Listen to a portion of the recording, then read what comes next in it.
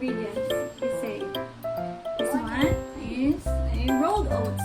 Rolled oats. This one is a almonds. Almonds. Okay. How about olive oil? Olive oil. Olive oil. This one is a maple syrup.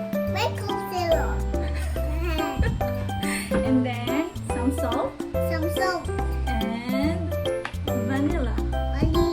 Vanilla.